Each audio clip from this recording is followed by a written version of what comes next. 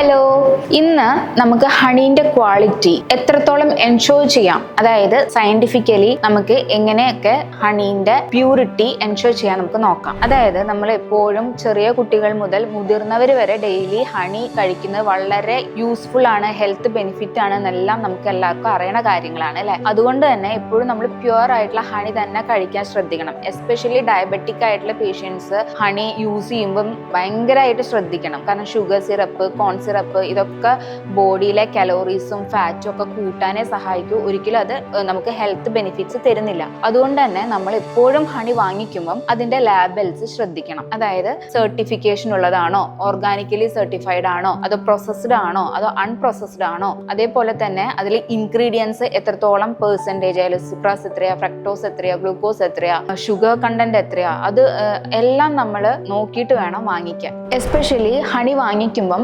അക്മാർക്ക് certified ആയിട്ടുള്ള honey തന്നെ വാങ്ങിക്കാൻ നോക്കുക. അതൊരു തേർഡ് പാർട്ടി ഗ്യാരണ്ടി എന്ന് തന്നെ പറയാം. സെൻട്രൽ ഗവൺമെന്റിന്റെ സർട്ടിഫൈഡ് ആയിട്ടുള്ള ഒരു സർട്ടിഫിക്കേഷൻ ആണ് അക്മാർക്ക് എന്ന് പറയുന്നത്. സോ അക്മാർക്ക് ഹണി എന്ന് പറയുമ്പം കൺഫേം ആയിട്ടും അത് നല്ല ക്വാളിറ്റി ആയിട്ടുള്ള ഹണി ആയിരിക്കും. അപ്പൊ അതന്നെ നോക്കി വാങ്ങിക്കാൻ ശ്രമിക്കുക. എല്ലാവരും ഹെൽത്തി ആയിട്ടുള്ള ലൈഫ് സ്റ്റൈൽ തന്നെ മുന്നോട്ട് കൊണ്ടുപോവുക. ക്വാളിറ്റി ആയിട്ടുള്ള ഫുഡുകൾ തന്നെ ശ്രദ്ധിച്ച് വാങ്ങിച്ച് കഴിക്കാൻ നോക്കുക. അടുത്ത ദിവസം ബെനിഫിഷ്യൽ ആയിട്ടുള്ള യൂസ്ഫുൾ ആയിട്ടുള്ള വീഡിയോ ആയിട്ട് നമുക്ക് കാണാം. അതുവരെയും ബൈ.